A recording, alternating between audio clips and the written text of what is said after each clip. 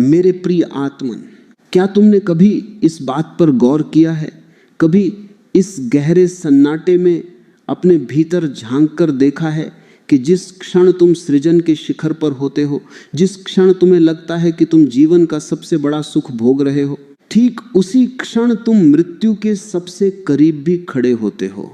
तुम्हें लगता है कि ये महज एक शारीरिक क्रिया है, तुम्हें लगता है कि ये शरीर की एक ज़रूरत है जिसे पूरा करके तुम हल्का महसूस करते हो। लेकिन क्या तुम जानते हो कि जिसे तुम राहत कहते हो, जिसे तुम कुछ पलों का मज़ा कहते हो, वह दरअसल तुम्हारे अपने ही अस्तित्व का, तुम्हारे अपने ही मस्तिष्क का, तुम्हारे अपने ही भेजे का निचोड़ कर बाहर फेंक दिया जाना है। आज मैं तुमसे उस विज्ञान की बात करने जा रहा हूँ जो विज्ञान की प्रयोगशालाओं में भी अभी पूरी तरह से नहीं उतरा है, लेकिन तुम्हारे ऋषियों ने, तुम्हारे मनीषियों ने हजारों साल पहले अपनी अंतर्दृष्टि से उसे देख लिया था। विज्ञान आज हैरान है, आधुनिक चिकित्सा शास्त्र आज स्तब्ध खड़ा है एक ऐसे तथ्य के सामने जिसे झुठलाया नहीं जा सकता, और वह तथ्य यह है कि तुम्हारे शरीर की वह सफेद ऊर्जा, वह बीज जिसे तुम इतनी आसानी से नालियों में बहा देते हो, और तुम्हारी रीढ़ की हड्डी के भीतर बहने वाला वह पवित्र पानी, वह द्रव, उन दोनों का रासायनिक ढांचा, उन दोनों की बनावट, उन दोनों का स्वभाव एक जैसा क्यों है? प्रकृति कभी कोई संयोग नहीं करती, प्रकृति व्यर्थ के खेल नहीं खेलती। अगर उसने वीर्य को और मस्तिष्क के उस द्रव को एक जैसा बनाया है तो उसके पीछे एक बहुत गहरा राज छिपा है, एक ऐसा राज जो अगर तुम्हारी समझ में आ गया तो तुम इंसान से देवता होने की यात्रा पर निकल पड़ोगे, और अगर समझ में नहीं आया तो तुम महज एक मशीन बनकर रह जाओगे, एक ऐसी मशीन जो भोजन को गोबर में बदलने के अलावा और कुछ नहीं करती। जरा सोचो, तुम्हारे मस्तिष्क को प्रकृति ने सबसे सुरक्षित तिजोरी में रखा है, खोपड़ी की मजबूत हड्डियों के नीचे, और वहां भी वह सूखा नहीं रखा गया है। तुम्हारा दिमाग, तुम्हारा मस्तिष्क एक विशेष प्रकार के तरल पदार्थ में, एक विशेष प्रकार के पानी में तैर रहा है। विज्ञान इसे अपनी भाषा में कुछ भी कहे, लेकिन योग की भाषा में यह वही सोमरस है, ये वही ऊर्जा है जो अगर नीचे बहे तो जीवन का जन्म देती है, और अगर ऊपर चढ़े तो तुम्हें नया जन्म देती है। समस्या यह है कि तुम्हें कभी किसी ने बताया ही नहीं कि तुम्हारे भीतर खजाना कहाँ है। तुम भिखारी की तरह बाहर कटोरा लेकर सुख मांग रहे हो, जबकि तुम्हारे भीतर ही वह रसायन बन रहा है जो तुम्हें सम्राट बना सकता है। आज हम इस भ्रम को तोड़ेंगे, आज हम शरीर के उस रसायन शास्त्र में उतरेंगे जिसे समझना हर उस व्यक्ति के लिए अनिवार्य है जो होश में जीना चाहता है। तुम जिसे काम वासना कहते हो, तुम जिसे सेक्स कहते हो, वह सिर्फ दो शरीरों का मिलन नहीं है, वह तुम्हारे शरीर की पूरी मशीनरी का, तुम्हारे रोएं की मेहनत का परिणाम है। कभी तुमने सोचा है कि जो भोजन तुम करते हो उसका होता क्या है? तुम खाना खाते हो, शरीर उसे पचाता है, वह भोजन पहले रस बनता है, फिर उस रस से रक्त बनता है, खून बनता है, उस खून को शरीर और पकाता है और तपाता है, तब जाकर मांस बनता है।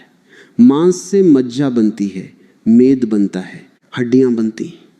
और जब ये सारी प्रक्रिया पूरी हो जाती है, जब शरीर अपनी पूरी क्षमता, अपनी पूरी अग्नि लगा देता है, तब अंत में सबसे आखिर में जो सार तत्व निकलता है, जो इस पूरे शरीर का निचोड़ है, वह वीर्य बनता है। ये एक दिन की कमाई नहीं है। वैज्ञानिक कहते हैं, और तुम्हारे आयुर्वेद के ग्रंथ भी यही कहते हैं कि भोजन को वीर्य बनने में महीनों का समय लगता है। इसे एक उदाहरण से समझो। जैसे एक किसान गन्ने के खेत में खड़ा है, हजारों गन्ने हैं, वो उन सबको काटता है, उन्हें कोल्हू में डालता है, उन हजारों गन्नों को पेर कर जो रस निकलता है वह अभी भी बहुत पानी जैसा है।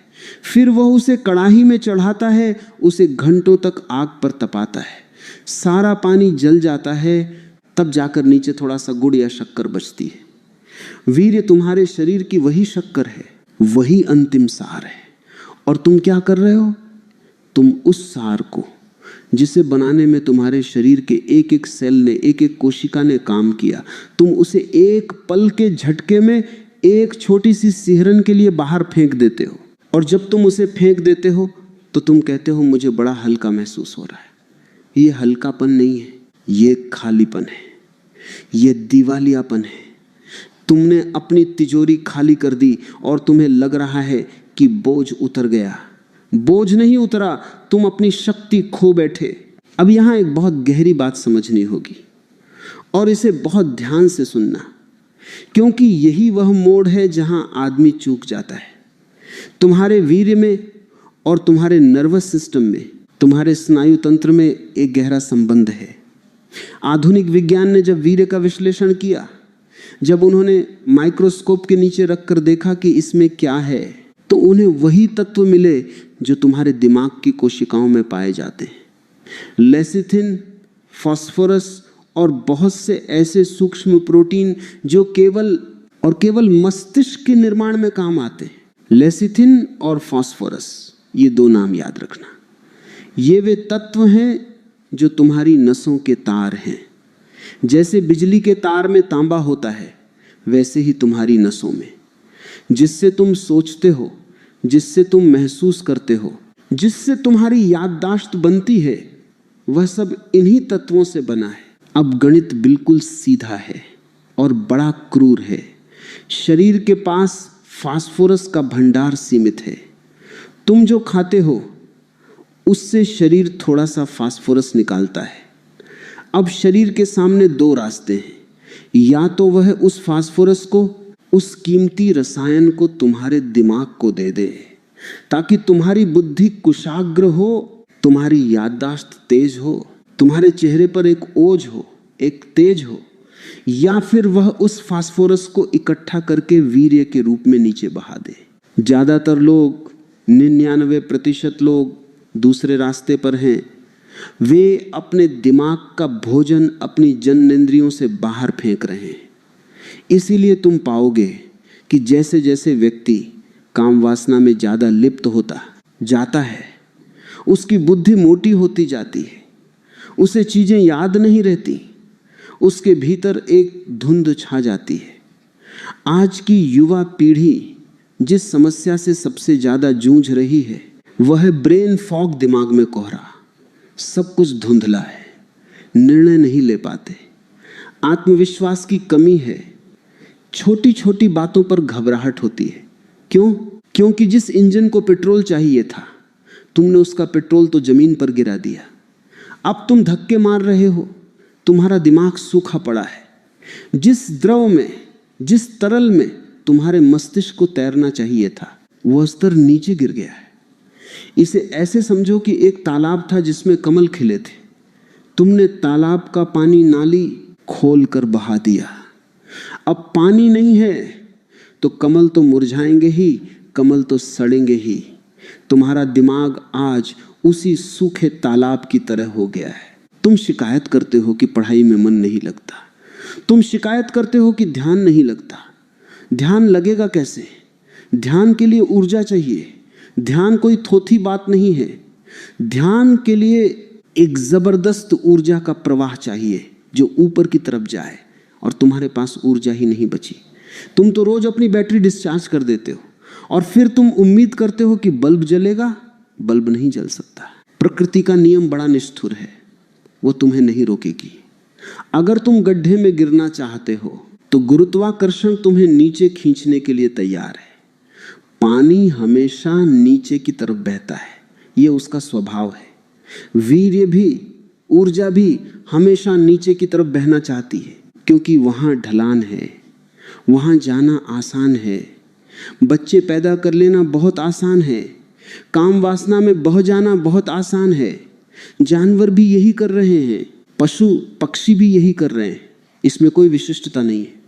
लेकिन अगर तुम्हें ऊपर उठना है तो तुम्हें गुरुत्वाकर्षण के नियम के खिलाफ जाना होगा, तुम्हें पानी को ऊपर चढ़ाना होगा। और यही वह विज्ञान है जो इंसान को जानवर से अलग करता है। जरा अपने शरीर की व्यवस्था को देखो। रीढ़ की हड्डी तुम्हारे शरीर का मेरुदंड, ये सिर्फ हड्डियों की एक माला नहीं है जो तुम्हें सीधा खड़ा रखती है, ये एक सीढ़ी है। ये पृथ्वी से स्वर्ग तक जाने की सीढ़ी है, और इस सीढ़ी के भीतर एक रास्ता है, एक बहुत बारीक नाली है जिससे होकर ऊर्जा ऊपर जा सकती है।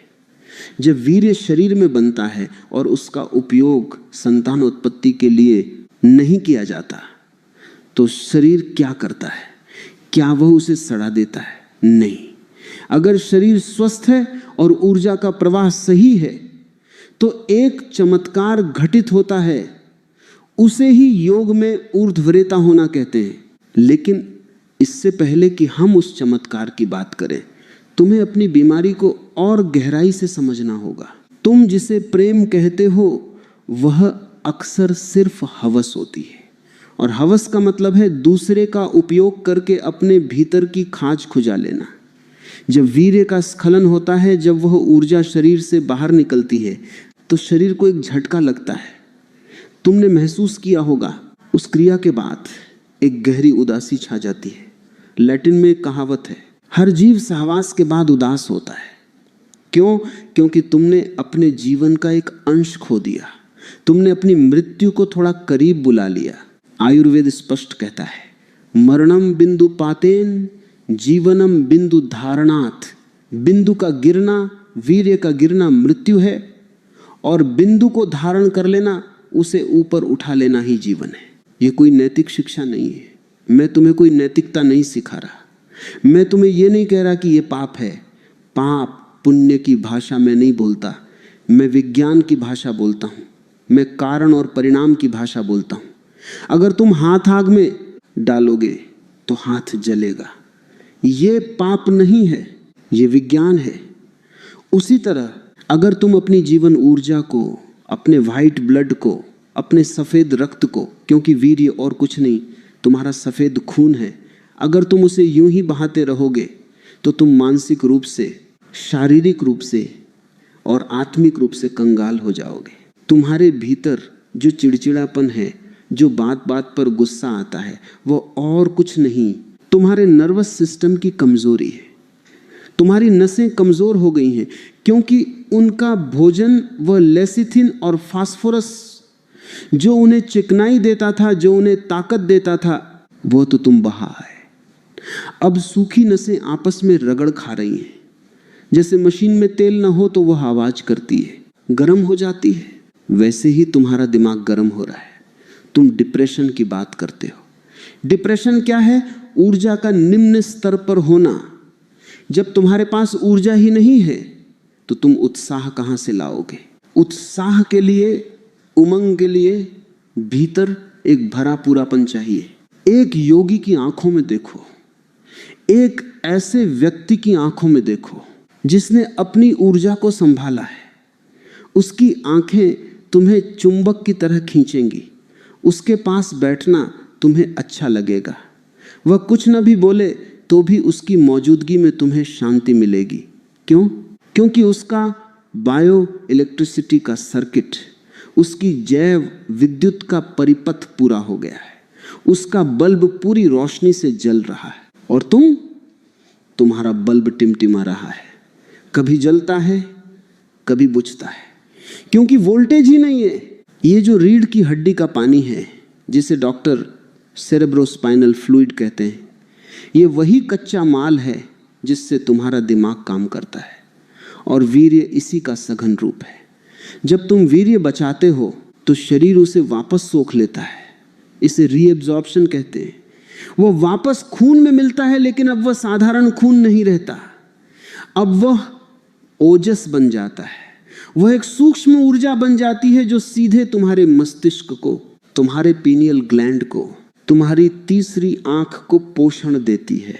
लेकिन आज की स्थिति क्या है? आज आदमी डर में जी रहा है। उसे लगता है कि अगर उसने सेक्स नहीं किया तो उसे कोई बीमारी हो जाएगी। उसे लगता है कि वीर्य अगर बाहर नहीं निकला तो वह दिमाग में चढ़ जाएगा और पागल कर देगा। ये सब भ्रांतियां हैं जो उन लोगों ने फैलाई हैं जो तुम्हें कमजोर रखना चाहते हैं। बाजार चाहता है कि तुम कमजोर रहो, क्योंकि तुम कमजोर रहोगे तो तुम उनकी दवाइयाँ खरीदोगे, तुम उनके मनोरंजन के साधन खरीदोगे, तुम पोर्नोग्राफी खरीदोगे।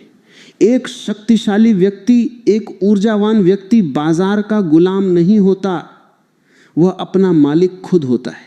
तुम्हें समझना होगा कि यह शरीर एक अद्भुत यंत्र है, इसमें रूपांतरण की क्षमता है। कोयला ही हीरा बनता है। कोयले और हीरे में रासायनिक रूप से कोई फर्क नहीं है, दोनों कार्बन है। बस फर्क इतना है कि कोयला कच्चा है और हीरा वह है जो बहुत दबाव और बहुत ताप में पक गया है। वीर्य तुम्हारा कोयला है। अगर ये नीचे गिर गया तो ये कोयला बनकर रह जाएगा, राख हो जाएगा। लेकिन अगर ये तप की आग में, जागरूकता की आग में तप गया और रीढ़ की हड्डी के रास्ते ऊपर चढ़ गया, तो यही हीरा बन जाता है, यही अमृत बन जाता है। पुराने जमाने में ऋषियों ने इसे अमृत कहा। उन्होंने कहा कि सिर के भीतर तालू के ऊपर से अमृत टपकता है। लोग समझते हैं कि यह कोई कविता है। यह कविता नहीं है, यह शरीर क्रिया विज्ञान का एक तथ्य है। जब तुम्हारी यौन ऊर्जा पूरी तरह से मस्तिष्क में पहुंच जाती है तो वहां की ग्रंथियां एक विशेष प्रकार का स्राव करती हैं। वह स्राव इतना आनंददायक होता है, इतना नशीला होता है कि उसके सामने शराब, ड्रग्स या सेक्स का सुख फीका पड़ जाता है। उसे ही संतों ने राम रस कहा है, उसे ही अमृत कहा है। और तुम उस अमृत के सागर के किनारे प्यासे मर रहे हो। तुमने अपने ही हाथों, अपने पैरों पर कुल्हाड़ी मारी है।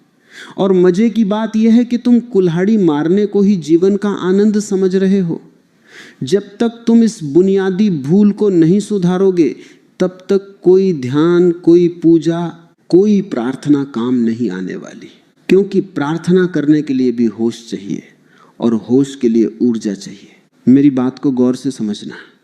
मैं तुम्हें सेक्स विरोधी नहीं बना रहा हूं। मैं तुम्हें सेक्स से ऊपर उठने की बात कह रहा हूं। और ऊपर वही उठ सकता है जिसके पास सीढ़ी हो। तुमने अपनी सीढ़ी ही जला दी है तापने के लिए। अब तुम खड़े होकर रो रहे हो कि मैं ऊपर कैसे जाऊं।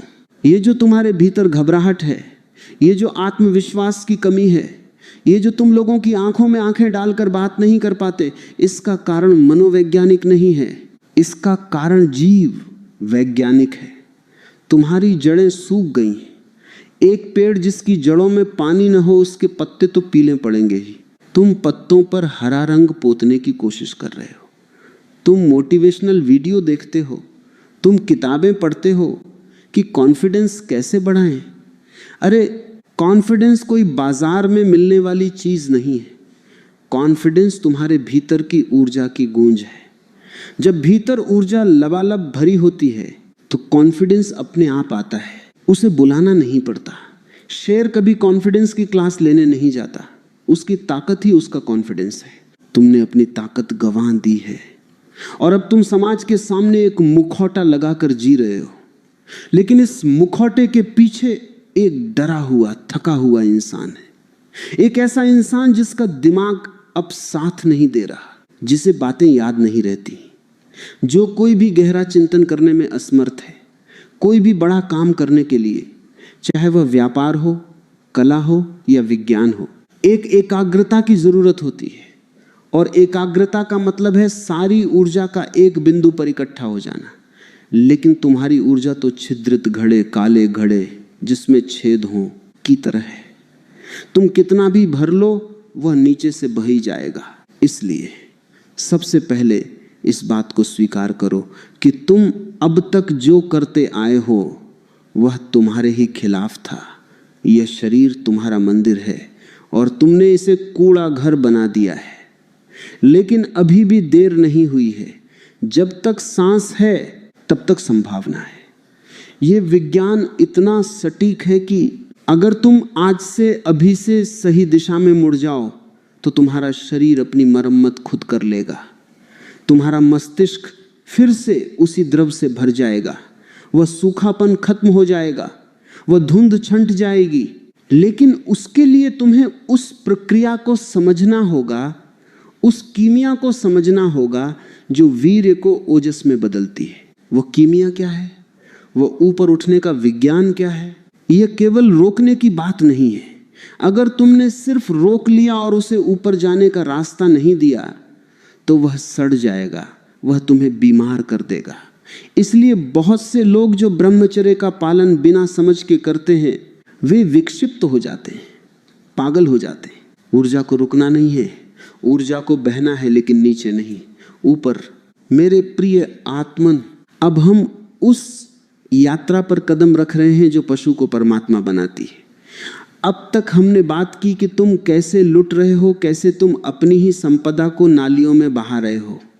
अब हम बात करेंगे कि उस संपदा को, उस ऊर्जा को कैसे बचाया जाए, और सिर्फ बचाया ही न जाए बल्कि उसे कैसे रूपांतरित किया जाए। क्योंकि याद रखना, ऊर्जा को केवल बचाना काफी नहीं है। अगर तुमने पानी को सिर्फ रोक दिया, बांध बना दिया, तो वह पानी सड़ जाएगा, उसमें कीड़े पड़ जाएंगे। पानी को बहना चाहिए। अगर वह नीचे नहीं बहेगा तो उसे ऊपर बहना होगा। ठहराव मृत्यु है, प्रवाह जीवन है। तुम्हारे शरीर के बीचों बीच जो रीढ़ की हड्डी है, जिसे हम मेरुदंड कहते हैं, वह केवल हड्डियों का एक ढांचा नहीं है, वह तुम्हारे जीवन का सबसे बड़ा राजमार्ग है। वह रास्ता है जो नर्क को स्वर्ग से जोड़ता है, जो मूलाधार को सहस्रार से जोड़ता है। मूलाधार जहां तुम्हारी सेक्स ऊर्जा, तुम्हारी काम वासना सोई पड़ी है जैसे एक कुंडली मारे हुए सांप, और सहस्रार जो तुम्हारे मस्तिष्क के सबसे ऊपरी हिस्से में है, जहां चेतना का 1000 पंखुड़ियों वाला कमल खिलता है। विज्ञान कहता है कि रीढ़ की हड्डी के अंदर एक बहुत बारीक नली है।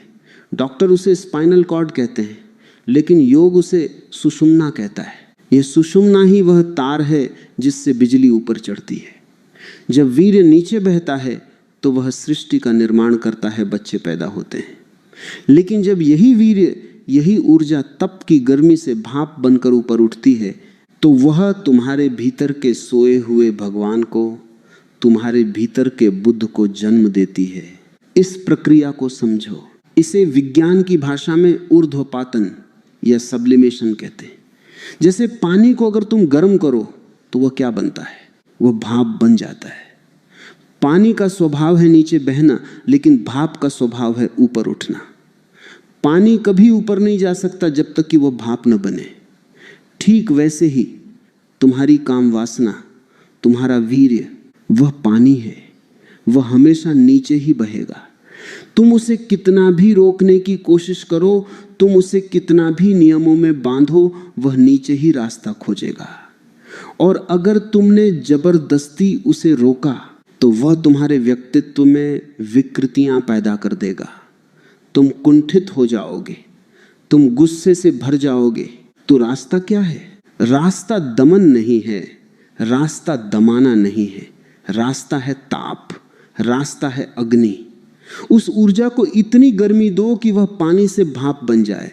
और वह गर्मी कहां से आएगी? वह गर्मी आएगी जागरूकता से, वह गर्मी आएगी ध्यान से। पुराने जमाने के ऋषि मुनि इसे तप कहते थे। तप का मतलब जंगल में एक पैर पर खड़े होना नहीं है।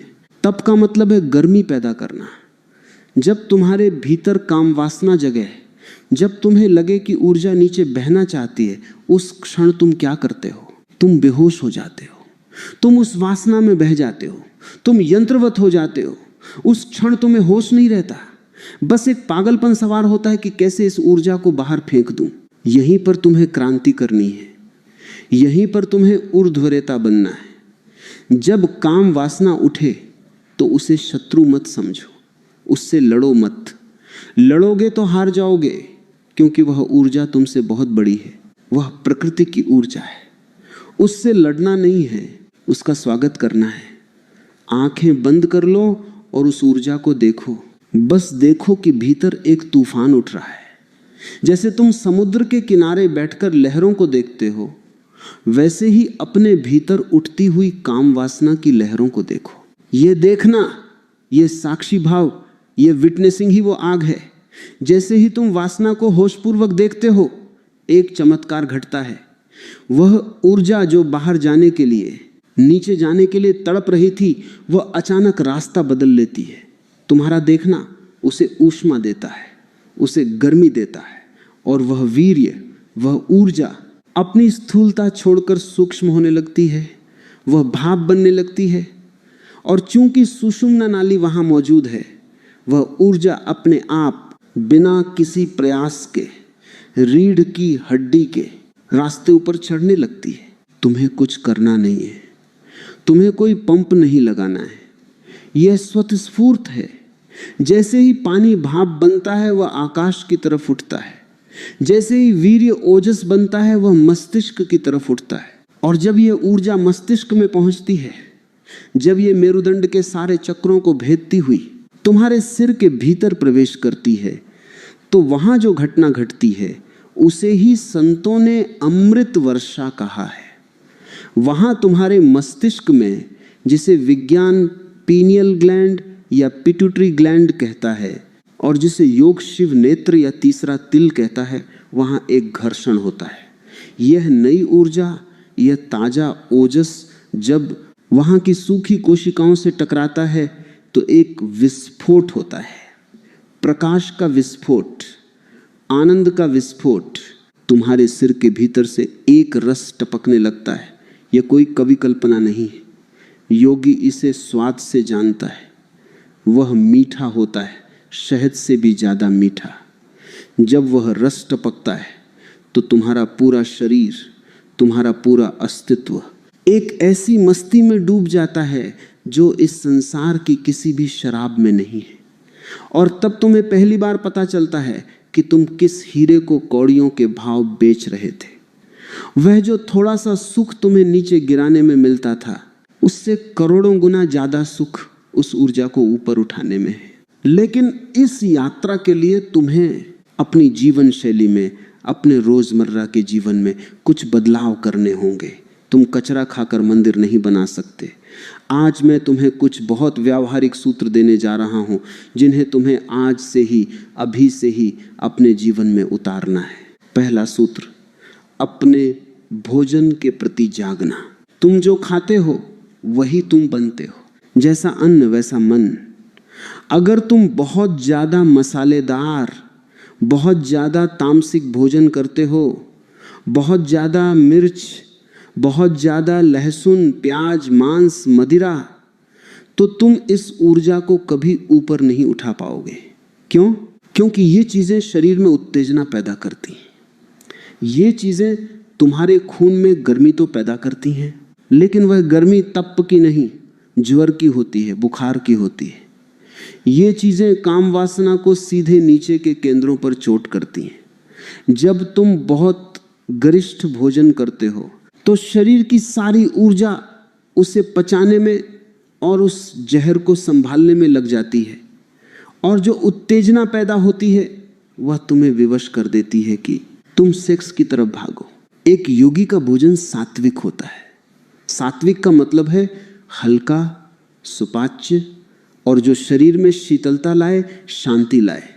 ताजे फल, हरी सब्जियां, दूध, घी, ये चीजें तुम्हारे वीर्य को गाढ़ा करती हैं। और याद रखना, जो चीज गाढ़ी होती है उसे बहाना मुश्किल होता है। जो चीज पतली होती है, पानी जैसी होती है, वह जरा से सुराख से बह जाती है।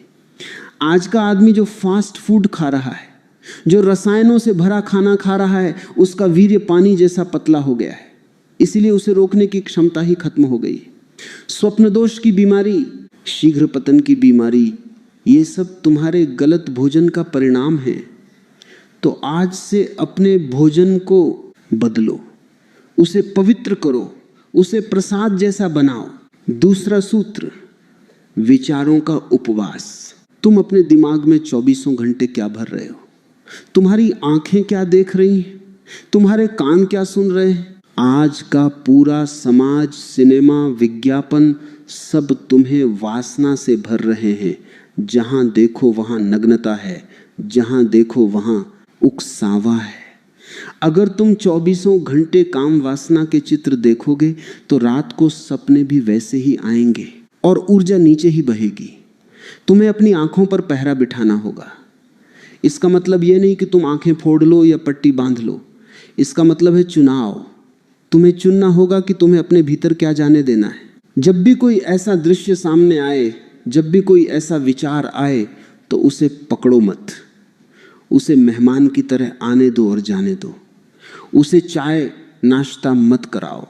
हम क्या करते हैं, एक कामुक विचार आया और हम उसे पकड़कर बैठ जाते हैं, हम उसे अपनी कल्पना में विस्तार देते हैं, हम उसके साथ खेलने लगते हैं। यही गलती होती है। विचार का आना तुम्हारे हाथ में नहीं है, लेकिन विचार को पकड़ना या छोड़ देना तुम्हारे हाथ में है। जैसे ही विचार आए तुरंत अपने को झकझोर दो, लंबी गहरी सांस लो, अपनी रीढ़ की हड्डी को सीधा करो और अपना ध्यान अपनी श्वास पर ले आओ। तुम पाओगे कि वह विचार आया और चला गया बिना तुम्हें स्पर्श किए। तीसरा सूत्र, रीढ़ को सीधा रखना। तुमने कभी गौर किया है, जब तुम उदास होते हो तो तुम झुक जाते हो, तुम्हारे कंधे लटक जाते हैं, रीढ़ मुड़ जाती है, और जब तुम काम वासना से भरे होते हो तब भी तुम झुकने लगते हो। एक ऊर्जावान व्यक्ति, एक जागरूक व्यक्ति हमेशा सीधा बैठता है। रीढ़ की हड्डी का सीधा होना बहुत जरूरी है, क्योंकि अगर नली मुड़ी हुई होगी तो पानी ऊपर कैसे चढ़ेगा? अगर पाइप मुड़ा हुआ है तो प्रवाह रुक जाएगा। दिन में जितनी बार याद आए अपनी रीढ़ को सीधा करो। जैसे ही तुम रीढ़ सीधी करते हो, तुम अचानक पाओगे कि तुम्हारी चेतना का स्तर बदल गया, तुम ज्यादा सजग हो गए, तुम ज्यादा होश में आ गए। और जो व्यक्ति होश में है वह कभी भी अपनी ऊर्जा को बर्बाद नहीं कर सकता। बर्बादी हमेशा बेहोशी में होती है। चौथा सूत्र, रात की तैयारी। ज्यादातर ऊर्जा का स्खलन रात को होता है, नींद में, क्योंकि नींद में तुम बेहोश होते हो।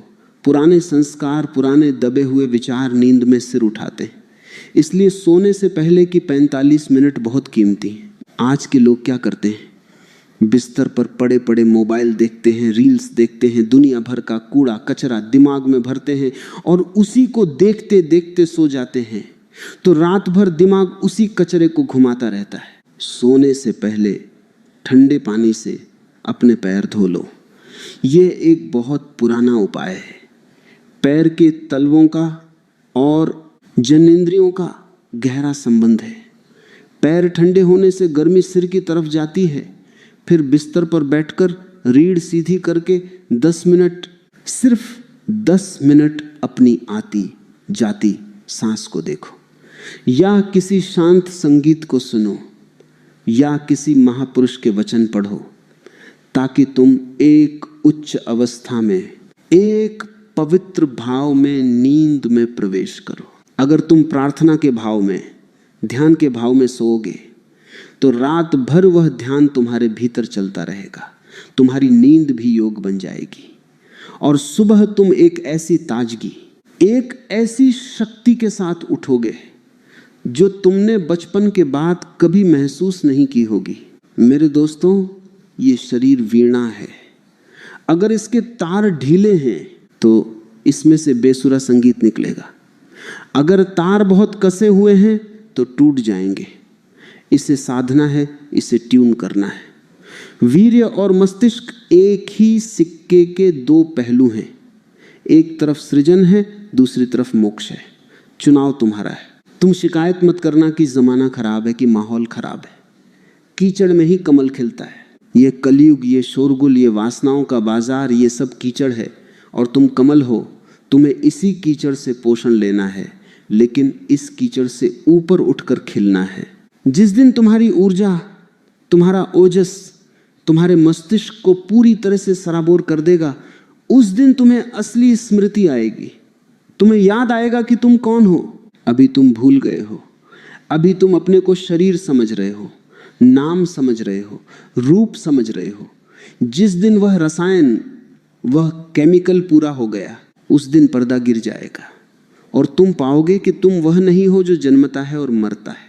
तुम वह शाश्वत ऊर्जा हो, तुम वह ब्रह्म हो जिसका न कोई आदि है न कोई अंत। यही वह राज है जो तुम्हारे ऋषियों ने, तुम्हारे पूर्वजों ने खोजा था। उन्होंने प्रयोगशालाओं में टेस्ट ट्यूब के साथ प्रयोग नहीं किए थे। उन्होंने अपने शरीर को ही टेस्ट ट्यूब बनाया था। उन्होंने अपनी चेतना को ही आग बनाया था और उन्होंने पाया कि आदमी के भीतर भगवान बनने का पूरा नक्शा मौजूद है। तो आज से अभी से एक संकल्प लो। यह संकल्प किसी और के लिए नहीं, खुद के लिए है। यह संकल्प है अपनी शक्ति को पहचानने का। यह संकल्प है बिखराव से केंद्र की ओर आने का। यह संकल्प है मृत्यु से अमृत की ओर जाने का। शुरुआत में कठिनाई होगी, पुरानी आदतें तुम्हें खींचेंगी, शरीर मांगेगा, मन तड़पेगा, लेकिन घबराना मत। हर बार जब तुम गिरो फिर खड़े हो जाना। हर बार जब तुम हारो फिर से लड़ने मत लगना, बस जाग जाना। धीरे धीरे जैसे जैसे तुम इस रस का स्वाद चखोगे, जैसे जैसे तुम्हारे चेहरे पर वह तेज, वह चमक आने लगेगी, तुम्हें खुद ब खुद नीचे जाने का मन नहीं करेगा। जिसके हाथ में हीरा लग जाए वह फिर पत्थरों से नहीं खेलता। तुम्हारे भीतर वह हीरा है, उसे खोजो, उसे निखारो और अपने जीवन को एक उत्सव बनाओ। आज के लिए इतना ही पर्याप्त है।